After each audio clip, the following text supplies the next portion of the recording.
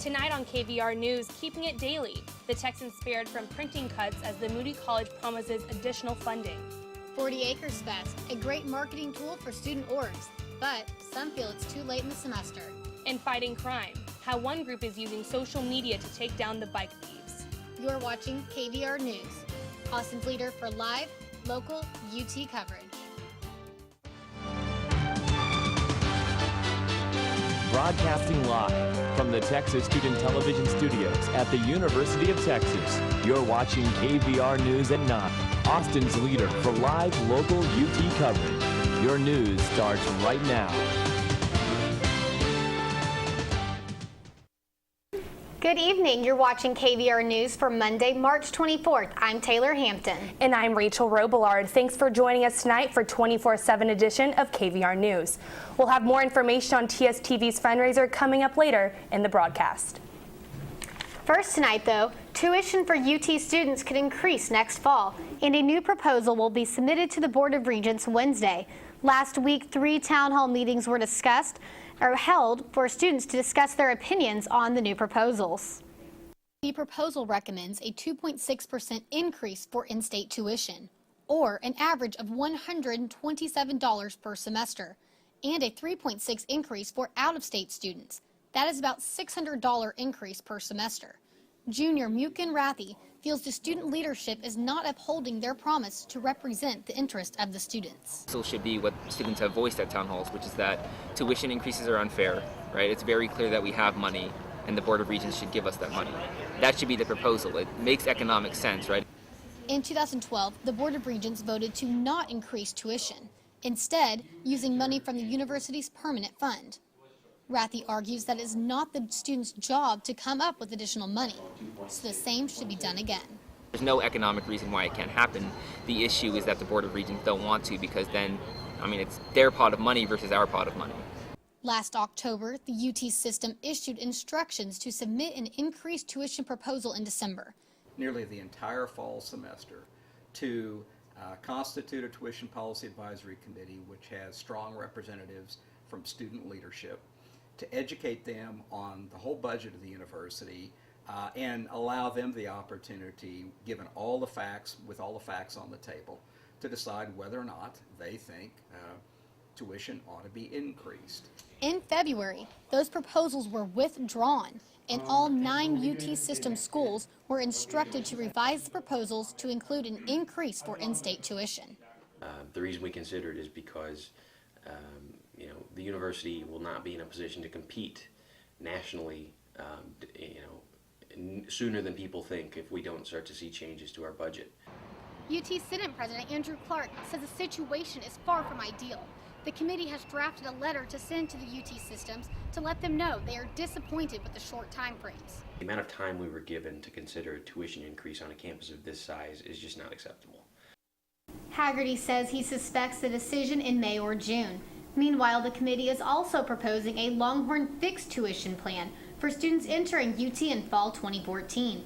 The plan complies with Texas House Bill 29, which requires all universities to submit a fixed tuition plan. If students choose to do the plan, they will have a fixed tuition price for 4 years. That fixed tuition price is 4%. The third victim of the South by Southwest crash was laid to rest yesterday. 26-year-old Sandy Lee died of her injuries last Sunday. 4 other people remain in hospital, now 11 days after Ashad Owens drove into a crowd during the music festival. He's been charged with capital murder for the incident that killed nearly 3 and injured nearly 2 dozen. An arrest warrant released Friday says Owens had a point of 0.114 blood alcohol content at the time of the crash. The legal limit is 0.08. Cleanup crews are scrambling after an oil spill in the Galveston Bay this weekend. More than 160,000 gallons of oil spill into the bay and with a barge crash into another ship yesterday. The spill caused the closure of one of the world's busiest transportation paths for petrochemicals.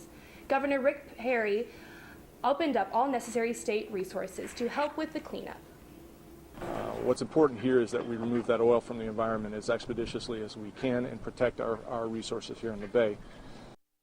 I must inform you. They're also concerned that a nearby bird habitat is at risk. Up to 70,000 birds could be in danger during this peak migration season. Perry says the state will do everything it can to clean up the spill quickly, with as little impact to the environment as possible. New developments today in the search for the missing Malaysia airplane. Prime Minister Najib Razak says new satellite data suggests the flight plunged into the sea west of Perth, Australia. I must inform you that according to this new data, flight MH370 ended in the southern Indian Ocean. Razak said in news conference today that relatives of the missing passengers were told that the lives of all on board were lost. The announcement comes after a massive search for the plane that lasted more than 2 weeks. It's still unclear what caused the plane to go down. Investigators have not yet been able to find any wreckage in the area. The Texan can expect to remain daily. The good news comes after Moody College of Communication Dean Roderick Hart promised to propose a business plan to UT President Powers. The TSM entities were moved under the Moody College in January, and there are still several unanswered questions. But as Cassandra Hadamio reports, board members of the Dean Hart have a plan for the next 3 years. It's a sigh of relief for the struggling Texas student media entities. A proposal consisting of 3 years of transitional funding is the promise that Dean Hart made at the TSM budget meeting last week. Prior to last week's meeting, the Daily Texan published an editorial asking for clear communication and support from university administration. I realize that the editor of the Daily Texan thinks I've been goofing off for the last 3 months. But as a matter of fact, been studying TSM's finances, its current business plan, its alternative business plans. The dean's plan brings hope to the struggling entities and also board members who initially faced the decision to make severe cuts within TSM.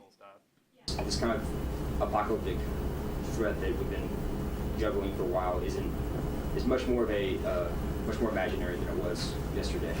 Daily Texan editor Laura Wright says her editorial would have a different outlook given the proposal that was passed. You know, honestly, I wouldn't have published it at all because the point of that was you haven't communicated with us about what you're going to do to save the Texan or TSM.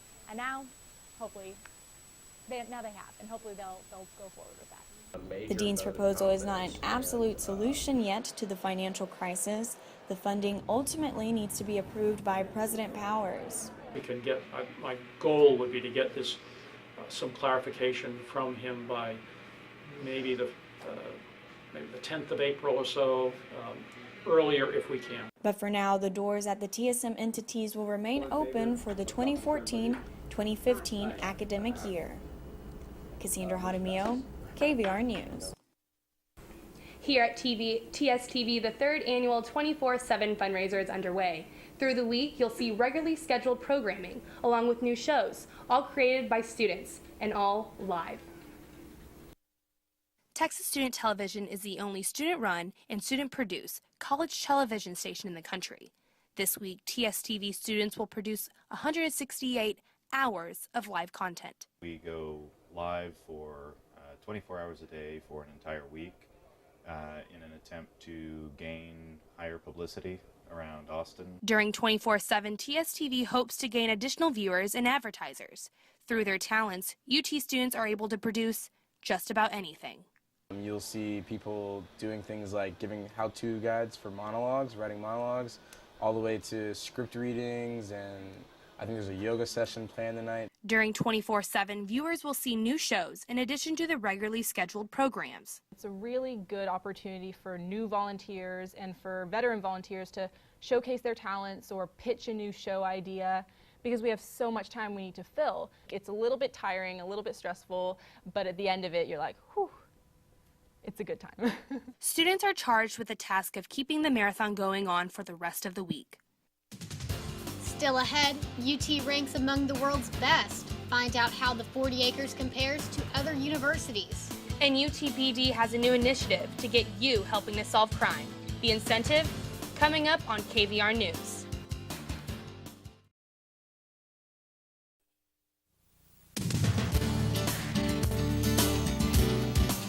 You're watching KVR News at 9. Your campus, your news. Welcome back to KVR News. The University of Texas has ranked as one of the top universities in the world. The Times Higher Education ranked UT number 77 in its yearly ranking list. Among other schools in Texas, Rice ranks number 65 and Texas A&M number 150. The rankings are based of criteria including learning environment, industry income, and international outlook of staff and students, and the reputation of research. It was a big weekend for student organizations on campus. 91 orgs gathered Saturday for the 22nd 40 Acres Fest.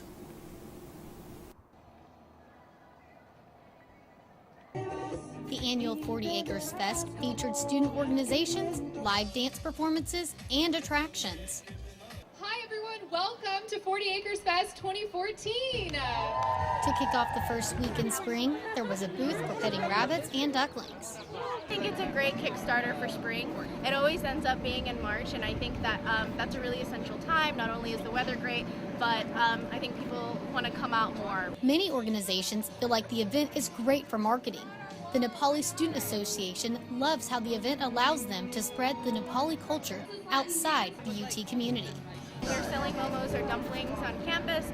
We are only able to interact with the people that we know or who we've worked with previously. This allows us to just have more exposure. While the event brings thousands of people to the UT campus, some organizations think the timing could be better. That 40 Acres Fest would be a lot more effective if it was at the beginning of the fall semester, because there's an awesome band playing, there's awesome activities going on, but I think people are already in a lot of organizations and they're committed to them. So I think something as grand as this would be perfect for the fall semester, but we're still here having fun, having a good time, getting the word out about Habitat. After an afternoon of strolling through the booths, the headliner band Sleigh Bells brought even more students to the event. Well, thousands attended Roundup this weekend. With the high number of visitors, crimes in West Campus area involving alcohol increased. We took a look at the statistics from the Austin and UT PD crime logs for the zip code 78705. They show 4 criminal mischief charges, 2 tickets for public intoxication, and 1 DWI. There was also 1 assault with injury reported in the area. UTPD is asking for the help in fighting crime. Joanna Lyles tells us how the UT community can do their part in helping to catch criminals. Justice is served, with some pizza that is. UTPD's Hungry for Justice program is rewarding people for crime tips. Officer Piper created the program back in 2005 as a way to encourage more students to report any suspicious activity on campus. I started asking myself, well, what would students need in order to report something? And I recalled my college days, and I remember that students would do just about anything for a free t-shirt or free food. The next day I came in, I kind of pitched the idea that we provide a pizza to anybody that reported suspicious activity that led to the apprehension of a bicycle thief. Those who have heard about the program say it's a good way to reward people for helping keep the community safe. I think is a worthy initiative, and if you get pizza out of it, you know, that's cool. Sounds like a win-win situation.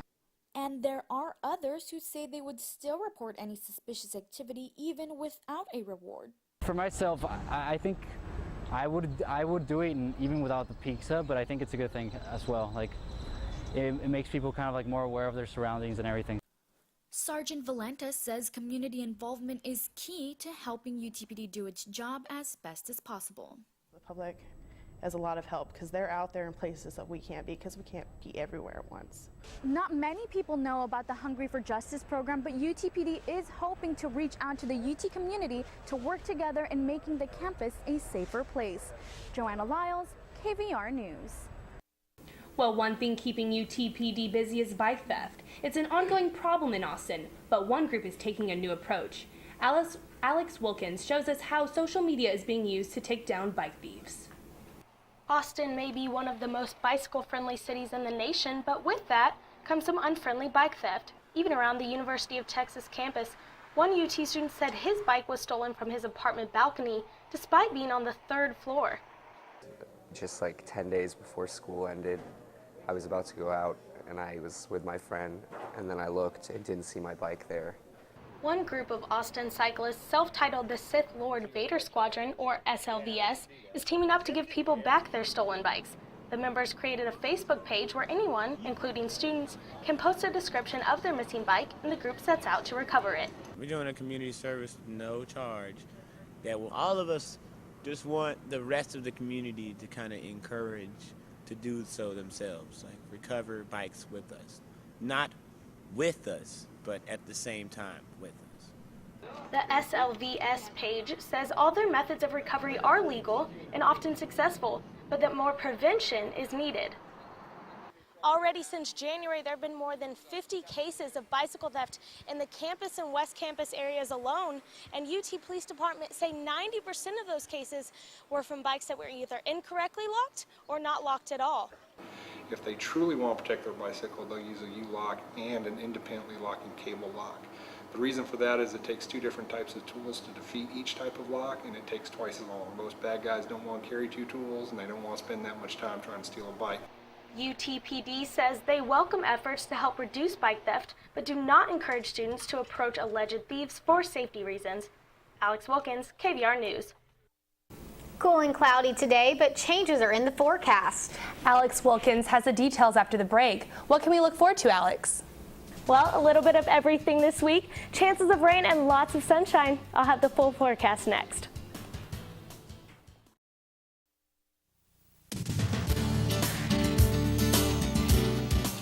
Have a news tip or story idea? Call the KVR News Tip Line, 475-8181. Welcome back to KVR News. We finally saw some welcome rain in parts of Central Texas over the weekend, and we do have some more chances coming up this week. It's a mixed bag in terms of the forecast, actually, so buckle in and get ready for another roller coaster week of temperatures. Today was cool, only reaching 66 degrees in Austin this afternoon. That's 8 below average for this time of year. We do have a slight chance of some showers and storms this evening, about a 20% shot or so. It'll be another cool evening, down to 48 degrees as you wake up tomorrow. The sunshine will return Tuesday, and temperatures will climb up to about 70 or so, still just a little below average. We can expect changes on Wednesday. We're keeping a watch on a low pressure system approaching the area, bringing with it a 50% chance of showers and storms. Up to an inch of rain is possible in some areas, but most models are forecasting about half an inch or so. Temperatures will also fall down to the low 60s. A small chance for rain continues into Thursday, but temperatures will rebound back up to 79. And then look at Friday, beautiful weather with highs in the mid-80s. The spring-like weather will continue through the weekend with sunny skies and warm temperatures. So a little bit of everything this week. Make sure to keep the umbrella handy midweek and enjoy the sunshine this upcoming weekend. Live in the Weather Center, Alex Wilkins, KVR News. All right, thanks, Alex. I'm truly looking forward to the sunshine this weekend. Still ahead, March sadness for the men's team, but the women are still in the game. And a big win for Texas baseball this weekend, but how will they do in their next Big 12 matchup? You're watching KVR News.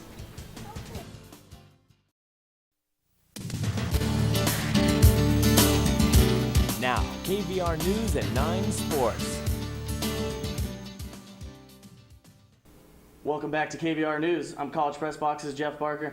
It's the middle of March and the madness continues. Last Thursday, the Texas men's basketball team defeated Arizona State 87-85 on a buzzer beater, courtesy of Cam Ridley, to advance to the round of 32, where they would face Michigan. The season came to an end for Texas in a 79-65 loss on Saturday. Meanwhile, the women took on the Penn Quakers on Sunday, clinching their first NCAA tournament win since 2008. They take on Maryland tomorrow night in the next round. Back in Austin, Texas baseball hosted Columbia this past weekend. In the second game of the Saturday doubleheader, the Longhorns looked to sweep the series against the Lions. Let's head over to the dish for the highlights. Bottom of the first inning, Mark Payton slaps a little double down the left field line. Brooks Marlowe comes in to score. Texas up 1-0.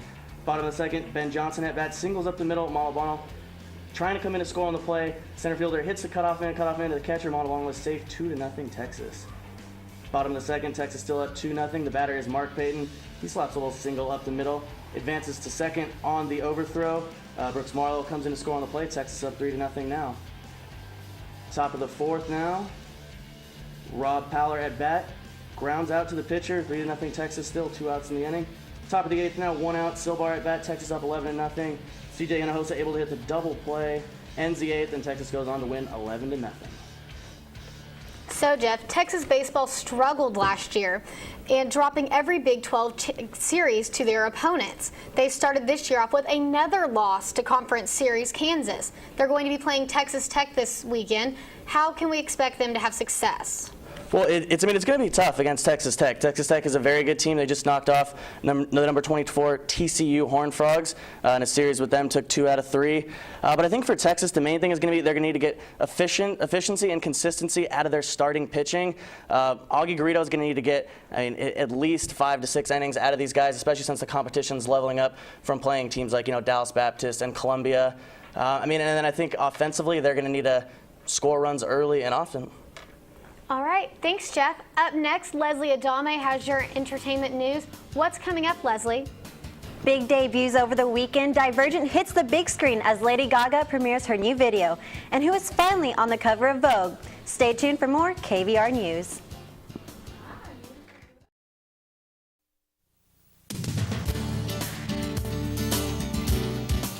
You're watching KVR News at 9. Your campus, your news. Welcome back to KVR News. We'll start out at the box office tonight. Divergent premiered this weekend, bringing more than $56 million. The adaptation of the popular book series by Veronica Roth has been compared to similar movie adaptations like The Hunger Games and Twilight. Both of those brought in higher figures on their opening weekends. Divergent is, though, the second largest opening of the year so far, behind The Lego Movie. A sequel is already planned for the second of 3 books in the series, Insurgent. Also premiering over the weekend was Lady Gaga's video for her new single, Guy. The video debuted on NBC's Dateline on Saturday. The nearly 12-minute long video took 6 days to shoot at Hearst Castle in California. Gaga and her family are donating $250,000 to help promote and preserve the castle. Guy comes from Gaga's 3rd album, Art Pop, and will be released on April 8th. Well, Kim Kardashian's dream of gracing the cover of Vogue magazine has finally come true. She and fiancé Kanye West will appear on the front page of April's issue. Kim tweeted, "This is such a dream come true. Thank you, Vogue magazine, for this cover. OMG, I can't even breathe." The shot was taken by photographer Annie Leibovitz. In it, Kim is dressed in a white gown resembling a wedding dress, while Kanye is in a blue suit. The Kim Ye Vogue cover, of course, would not be complete without a hashtag, world's most talked about couple. And that's all your entertainment news this week. I'm Leslie Adami.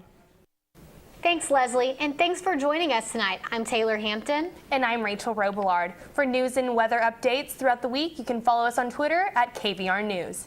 Stay tuned for College Press Box up next. Texas Student Television, as well as live broadcasts through the week on 24/7. Have a great night.